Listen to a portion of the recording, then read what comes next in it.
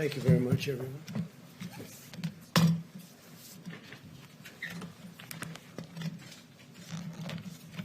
So a lot of work has been going on with respect to the vaccines. Very successful work, I might add.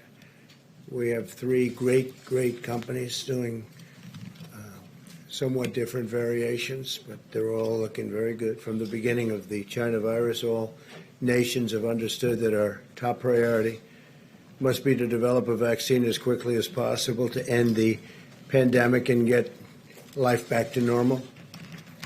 The successful vaccine will not only save millions of lives, it will put an end to the restrictions and some of the things that go on and have to go on in the meantime. Today I want to discuss the historic progress we're making to deliver a safe and effective vaccine in record time. And there's never been anything like this ever in our history. There's never been in history, period, world history. Since January, America's brilliant doctors and scientists have been working around the clock. These are the best medical minds in the world by far, and the vaccines are going through the gold standard of clinical trials and very heavy emphasis placed on safety. 3 vaccines are already in the final stage. Joe Biden's anti-vaccine theories are putting a lot of lives at risk, and they're only doing it for political reasons. It's very foolish. It's part of their war to try and discredit the vaccine now that they know that we essentially have it. We'll be announcing it fairly soon. As part of Operation Warp Speed, my administration's manufacturing all of the most promising vaccines in advance, and actually it'll be fairly long in advance. As soon as a vaccine is approved, the administration will deliver it to the American people immediately. Distribution will begin within 24 hours after notice, and the general, I think those are the words specifically you wanted us to use. Yes, within 24 hours, you're all set to go, and massive amounts will be delivered through our great military, and the general is one of our best, and he is ready to go. We'll have manufactured at least 100 million vaccine doses before the end of the year, and likely much more than that. Hundreds of millions of doses will be available every month, and we expect to have enough vaccines for every American by April. And again, I'll say that even at that later stage, the delivery will go as fast as it comes. They can deliver. They're very good. Best, I think, probably the best in the world. The estimates I'm providing today are based on the manufacturing that's in process, and that's in process immediately right now. We've already exceeded our ambitious goals under the Defense Production Act contracts that we've secured. We may even get far above these numbers. The numbers that I'm telling you today, I think we'll exceed them very, very substantially. And I think that also includes distribution. I think distribution will go even quicker than most people think. I'm relying on our military. Everything I've done with our military has worked out very well. In a short time, we'll have a safe and effective vaccine, and we'll defeat the virus. Interestingly, as I was saying, that go very well, just like what we did with our military with respect to ISIS went very well, long ahead of schedule. They have been incredible in working with me. Let's go to Puerto Rico, because Puerto Rico's been hit very, very hard by a lot of different storms, and they're great people. It's a great place. I know it well. Great place. Today, my administration's making the largest emergency relief award in history to rebuild Puerto Rico's electrical grid and educational system. We're awarding $13 billion to permanently repair and replace thousands of miles of transmission and distribution lines that should have been done many years ago. This was beyond even the storms. This was just age and a lot of the salt. The salt from that ocean is a killer for electrical stations and power generation systems. But on top of the salt, you had these massive storms or hurricanes come in, and Maria in particular was a disaster. But for many years, they've been trying to get this done, and they have had the political willpower in Washington to get it done, so we're going to get it done for them. We're also going to be bringing back very, very major amounts of medical work. You know, we used to have pharmaceutical manufacturing at levels that few places had, and a lot of it's left Puerto Rico, and we're going to bring that back, especially now since our emphasis is going to be making our product. So we're going to bring pharmaceutical manufacturing back to Puerto Rico. A lot of it left over the years, over a long period of time. It's been leaving and going to China and other places. So we're bringing all of that back. This was done in previous administrations. I'd like to just point out we've done more for Puerto Rico than anybody, and this is just an example of it, but we've done more for Puerto Rico by far than anybody. We'll also be launching a major effort to repair and renovate the schools across the island. Following Hurricane Maria, my administration immediately deployed the full power of the federal government to bring the electric grid back online so they could at least temporarily, and it certainly wasn't a permanent fix. It was ripped to shreds, but a lot of that was ripped to shreds long before even the storm came in. For many, many years they've been trying to do it. But we wanted to restore water supplies, and we did make emergency repairs to critical infrastructure, which we took care of, and saved countless lives, which we did. FEMA's response in Puerto Rico included the longest sustained air mission supplying food and water in American history. We supplied it for long after the hurricane was gone, the largest disaster commodity distribution mission in U.S. history, and the largest sea bridge operation in federal disaster aid U.S. history. My administration's also pre-positioned vast quantities of relief supplies for the future disasters. But unfortunately, Puerto Rico's in the way of a lot of different storms, a lot of hurricanes, and the island is now stocked with nearly 8 times as much drinking water and 13 times as much food as it had before I took office, so they're ready to go if something should happen.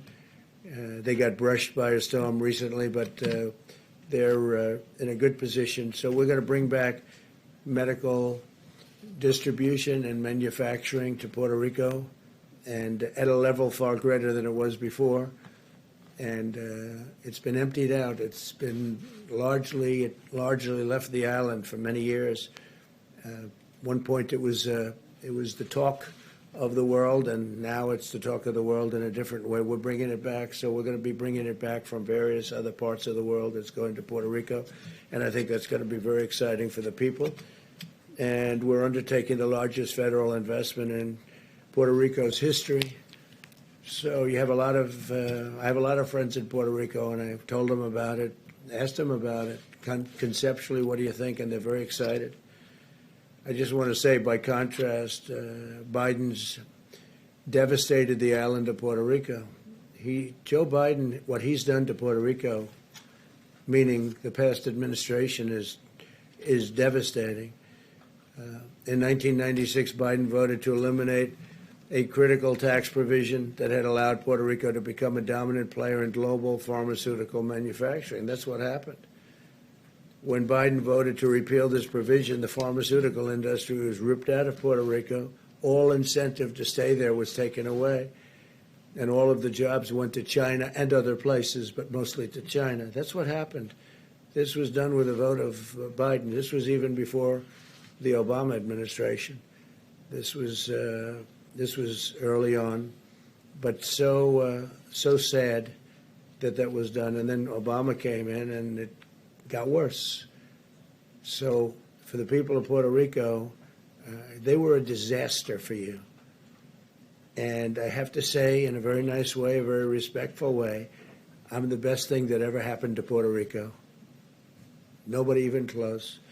But as a result, the island's economy, under the previously mentioned names, it just absolutely cratered. Biden's vote also left the United States at the mercy of foreign suppliers for essential medicines, putting our national security and our health at risk. We had a tremendous industry potentially going to Puerto Rico, and they just absolutely cut it short with bad votes and took all the incentive away, and it went to other places, faraway lands. So they really, in a sense, were voting to destroy Puerto Rico, and we're bringing Puerto Rico back. and we'll have it done fairly quickly. And the $13 billion is that's a tremendous amount of money, but it's a very important amount, and I think you're going to see something terrific. And it's very exciting to me. What the most exciting is bringing the whole pharmaceutical industry back. We've spoken to various companies, and they're willing to go there. They want to have a little bit of help, but they're willing to go to Puerto Rico. And Puerto Rico is going to be very exciting what's going to happen. They were on the verge of doing it, and they took away all the incentives. I don't know how that was allowed to happen, but they allowed it to happen. That was very, very bad for Puerto Rico and the people of Puerto Rico. That was done by Democrats, and a Republican is bringing it back. So with that, we can take a few questions, and we are, again, very advanced on the vaccine. We think that sometime in the very near future we'll have it. We're, I would say, I think I can say years ahead of schedule what it would be if it were an administration other than this one. It would have been, you would have been years before you ever had anything approved by the FDA. John, please. Mr. President, this huge aid package to Puerto Rico, why not a year ago? Why not 2 years ago? Why not 3 years ago? Why 46 days to the election? Because what we're doing is we've been working on it for a long time to get it passed. Very tough to get things past Democrats where they don't want to see this happen. And they certainly didn't want to see it happen at this point. But it's a big package. It's a great package. And I think the most exciting part of the package isn't necessarily the billions of dollars. It's going to be what we do with the pharmaceutical industry. We're going to get them back into Puerto Rico. They liked being there, but they changed the tax situation. They ripped it out. So they really ripped apart the island. And we're going to bring it back, John. It may be simply coincidental, but it does coincide with the big push for Puerto Rican voters that the Biden-Harris campaign. Yeah, I think that's well, they can't do anything. Look, the Biden-Harris campaign, what they did, they hurt. I've gone through it, and whether it was President Obama or Vice President Biden, they were a disaster for Puerto Rico, a disaster. And what we're doing and what we've done, but what we're doing is something that will be fantastic for many years in the future. Bringing back the pharmaceutical industry, manufacturing in Puerto Rico is what they've wanted for years, and we're doing that in addition to the $13 billion. Yes, please. Mr. President, I think I heard you right saying that you said that you expect to have enough vaccines for every American by April. So as we sit here in mid-September, and there have been questions about the timeline, can you walk us through now and the beginning of April to which every American can have a vaccine? Sure, and I think we may exceed those numbers even. Scott, do you want to discuss that quickly? Sure. As has been said many times.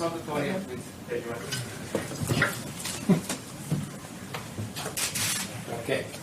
We have all the people that are involved in the actual vaccine distribution here, but we were just going through this. As of the end of the year, we will have over 100 million doses manufactured. The people who are in the prioritized list of including high risk, including first responders, will have the ability to take the vaccine. No one's being mandated to be vaccinated at the latest in January. And as we said yesterday, or I think yesterday, there will be hundreds of millions of doses delivered for people to take it during the first quarter. And so that by April, every single American who wants to be vaccinated will have the ability to be vaccinated. It's not a forced vaccination, of course. Dr. Fauci said today, basically echoed Dr. Redfield's comments that Q2, Q3, some point the summer of next year, the entire country potentially, or at least as many Americans that need to be vaccinated, will be vaccinated. Is that the timeline? We think we will. Next summer? Yeah, that's on the outer edge. We think we can beat that number very substantially. And on TikTok, sir, if you don't mind, the Commerce Department essentially gave you a runway today to strike a deal after the election. Do you expect a TikTok deal before the election or after the election? I think it could go quickly. We have great companies talking to us about it. You know about Oracle. You know Microsoft has been involved, and let's see whether or not they're continuing to be involved. Walmart is truly a great company. They're very much involved. They want to do something.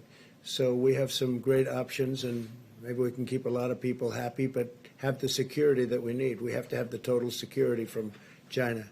We're not going to do anything to jeopardize security. At the same time, it's an amazing company and very, very popular. So if we can do a combination of both, I'd be very happy doing that. Could go very quickly, though. Could go very, very fast. Yeah, please. Mr. President, Go ahead, please. Kuwait. what do you? OAN. Thank you, Mr. President. On Kuwait. So the Kuwaiti ambassador to Austria this week told the IAEA that the Kuwaiti government is very concerned over Iran's constant breaching of the JCPOA. In your discussions with the Kuwaitis today, have you discussed where they stand this week as we go into the UN, as the United States tries to extend sanctions on Iran? Well, they just left my office, as you know, the Oval Office, and we had a very good meeting with the Emir, and I think we understand each other very well. They're very excited about a lot of things that are happening in the Middle East. They are so excited that we signed the first two countries, and I think they'll end up fairly quickly being a part of it. I would say 7 or 8 countries that want to be a part of it without even working very easily, very quickly. Nobody thought this would happen, and not only is it happening, it's happening rather easily. We discussed that very briefly because that's an easy one. Believe it or not, that whole thing is now a beautiful puzzle that's coming together very nicely. But we are talking to them and others about various aspects of the Middle East. The Middle East is straightening out with all that's happening. You know, we've brought a lot of our troops back. A lot of them are coming back in the very near future. We're out of Syria, other than we kept the oil. I kept the oil. And we have troops guarding the oil. Other than that, we're out of Syria. We took them off the border between Syria and Turkey. We had a lot of troops on the border. Ultimately, we got it down to 50, and I thought they were in great danger. When you have two armies sitting there looking to fight, and you have 50 people in the middle, I don't care who you are, even if you're the U.S., those 50 people are in great danger. We took them out. But we had a lot of troops on the border, and we took them out. I said, look, they've been fighting on their border for 200 years, and a lot longer than that under different names, and they can continue to do that. That's not for us. We're guarding our own borders. We're doing very well on our southern border, as an example. So we're out of Syria, except we kept the oil, and we'll make a determination. We'll probably be dealing with the Kurds on the oil and see what it all ends up, but we'll be out. And very importantly, we're down to very few soldiers in Iraq, and we'll be down very shortly over the next couple of weeks to 4,000, less than 4,000 in Afghanistan. And then we'll make that final determination a little bit later on. We're dealing very well with the Taliban. They're very tough. They're very smart. They're very sharp. But, you know, it's been 19 years, and even they are tired of fighting, in all fairness. And we really served as a police force, because if we wanted to do what we had to do, we would have fought a lot differently than they have over the 19 years. They didn't fight it properly. They were police, okay? They're not police. They're soldiers. So there's a difference. The police, nobody has more respect for police than I do, but they have to do their own policing. So we're having some very good discussions with the Taliban, as you probably heard. It's been public. And but we'll be down to, very shortly, we'll be down to less than 4,000 soldiers. And so we'll be out of there, knowing that certain things have to happen, certain things have to be fulfilled. But 19 years is a long time, 8,000 miles away. 19 years is a long time. And the Middle East, the whole Middle East equation, if you look at what's happened, if you've looked at the stupidity of decisions that were made, including the deal that was made, I mean, take a look at what happened with Iran. Had that deal stayed, had I not broken that deal, you could have never done the deal that I'm doing now, where all the countries are pouring in. And I had 2 calls this morning with countries that want to know, when can we go into the deal? They want to go. It's not that we're giving anything. They want security. They want peace. And they're really tired of fighting. It's incredible.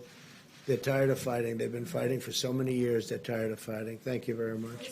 Mr. President. Mr. President, a question on the vaccine, but first on Puerto Rico. I heard you many times over the past couple of years saying that Puerto Rico got too much money. I mean, just last year you said Puerto Rico is one of the most corrupt places on earth. Well, talked that's about true. how Congress That's has spent true. They have money. been. But You said never again. You said Congress gave too much money to Puerto Rico. Why now are Because you? we're building it up as a great medical, pharmaceutical manufacturing area where, we're going to be taking back a lot of the business that we let go for years. And we're going to bring it back. They were very good at it. They did a fantastic job, but they destroyed it with their tax policy. They made it impossible for people to stay. So people went to China mostly and to other countries. Puerto Rico has been very corrupt in terms of its politicians. You see that. They're one after another. It's been unbelievably corrupt. And we're studying that and working on that. And we think we have a good group of people who are working very well with the politicians right now. But I think more exciting than the dollars, and you have to do something with respect to their grid. Their grid is a disaster. Their generators are wiped out, and they've been wiped out for years, long before Maria came. They've been wiped out for years. So if we can build Puerto Rico back into a pharmaceutical manufacturing area, we're going to designate it as such. I think it'll be unbelievable for Puerto Rico, unbelievable for the people of Puerto Rico, and we can make it very successful.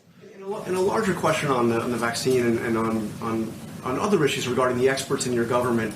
Last night, you criticized what Christopher Wray told Congress, your FBI director. You obviously said that the CDC director was flat wrong on a couple of things this week.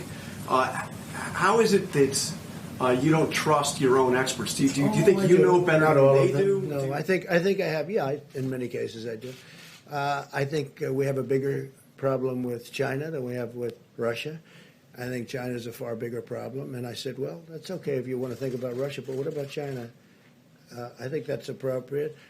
I thought that the definition of Antifa was an absolutely incorrect definition, so I speak up. I like to speak up. I have fantastic people. That's why we're able to make these great trade deals. That's why we're able to do things like we're doing today. That's why the country has done so well. The country's done numbers like nobody. Had we not had the China plague come in, if that virus didn't come in, the plague, I call it, the plague from China didn't come in, the numbers we had were not only record-setting, they were beyond anything anyone's ever seen in any country, frankly. Now, we closed it up, and now we're opening it up. And by the way, the Democrats ought to open up their states, and they ought to open them up fast, John. The faster the better, because they're hurting their people. A lot of damage done with these extended shutdowns. But we saved millions of lives by doing it the way we did it. And now we're opening it up, and you see the kind of numbers, the manufacturing numbers, see the retail numbers. You look at the employment numbers. They're setting records. It's an incredible thing that's happening. Had the plague not come in, we would have been right now at a level that nobody's ever seen before. Nobody's ever seen. But even before, it was at the highest stock market, best unemployment numbers and employment numbers. We're up to 160 million people, just short of 160 million people employed. We were never close to a number like that. And now we're doing it again. And next year, we will have a great economic year. I think one of our best. Yeah. What Ray said about white supremacists, did you? The Postal Service had planned on sending 650 million face masks to Americans back in April. That never happened. Why not? And was it because I don't know. I don't run it, to be honest. That's run, as you know, that's run by a commission, and they run it. I think, frankly, if they would raise the price of packaging, you'd end up making a lot of money or breaking even or doing something. The post office has been a mess for many, many generations, but for certainly decades, and it loses a lot of money. It's always lost a lot of money. And one of the reasons it loses a lot of money now is that it's delivering all these packages, and every time they deliver a package, they lose $3 a package or whatever the number may be. So I would suggest that they raise the price of packages, and you might get something where it loses very little, or maybe broke even, or maybe even made some money. Can you imagine a thing like that? And whether it's Amazon or any of the other internet delivery services, if you did that, you'd have a whole different post office. So hopefully they'll be doing that. In the meantime, I know so many people in the postal system, and I've known them over the years. They're incredible people. And they're very secure. They're going to be very secure. You know, the problem they have with the ballots, not the post office. The problem they have with the ballots is the people sending the ballots and the people counting the ballots. And who are they sending them to? Where are they being sent? Are they being sent to the wrong areas? Are they not being sent at all? There'll be tremendous corruption if they don't do something about it. Now, one big hope is that we're in front of numerous federal judges in Nevada. We're in front in Pennsylvania, as you know. We're in front in Michigan. We have numerous court cases out there that are very well advanced, and you'll start seeing decisions, just like we won the case on opening up Pennsylvania. That was a great decision by a judge that came down 2 days ago, and that was a very important decision. So, but we have a lot of very important decisions coming down on this, on the scam of unsolicited ballots, where they're sending out tens of millions of ballots to everybody, people that didn't expect them. People are getting inundated with ballots. They'll be showered with ballots. Everybody in this room knows it's a scam. Okay? Everybody in this room, even John. Don't say it, John, because it's a scam. Sending ballots at a level they are never going to be able to count them. Let me ask you. Your officials vote by mail, sir? People in the White House vote by mail, and they heard of the scam. That's different. That's called solicited. When you solicit, when you go out, it's called absentee or solicit. When you go out and you request a ballot, you want to say, I want to vote because I can't be in Florida or I can't be someplace. You request. So you're sending something in. It's handled professionally. They send it back. It's a whole thing. That's much different than unsolicited. When you get millions of ballots, I heard numbers like 80 million ballots. Now, just this week, they had another one of the disasters that took place, an election. But look at what happened in New Jersey, and they had another one in New Jersey, very, very bad, different than Patterson. Look at what happened in New York with Carolyn, your Congressman Murphy, Maloney, Carolyn Maloney. Look at that. I mean, look at that race. Carolyn Maloney had a race. It was a disaster. Ballots are missing. Ballots are fraud. These are small races. Look at what happened in Virginia.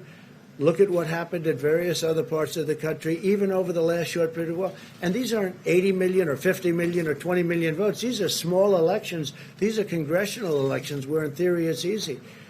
So what's going to happen on November 3rd when somebody's leading and they said, well, we haven't counted the ballots. We have millions of ballots to count. It's a disaster. Everyone knows it. Everyone knows it's a disaster. And I don't expect people here to say, although some people will, some people would say it. Everyone knows. You don't even have to know politics to know. And this has nothing to do with post office, by the way. Where are these ballots going? Who's sending them? Who's signing them? You have in Nevada, you have a governor that signs something where he doesn't even want verification of the signature. So what does that mean? So he doesn't even want verification of the signature. So I think it's going to be a terrible time for this country. And we're counting on federal judges to do a great constitutional job when they're right now analyzing it. Many federal judges, I think 5 or 6, but many federal judges, I can tell you in Pennsylvania, big, in Nevada, very big.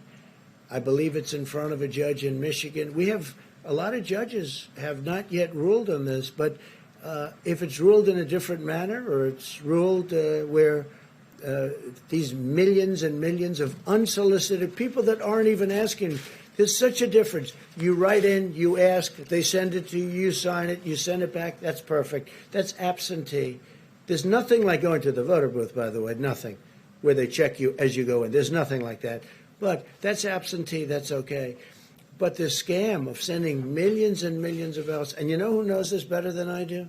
The Democrats. They know it's going to be a mess.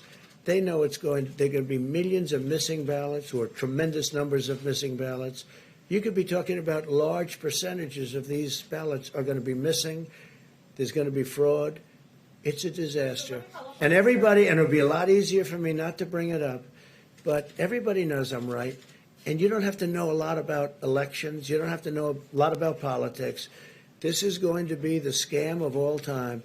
And hopefully the federal judges, all respected, all highly respected, hopefully they'll be able to see this clearly and stop it. Okay, thank you very much, everybody. So I want to congratulate Puerto Rico, and I think you're going to have a great period of time. I think you're going to see a rebuilding of Puerto Rico. Thank you very much. Is it still a scam if you win, sir? Investigation. How do you get the vaccine to marginalized communities?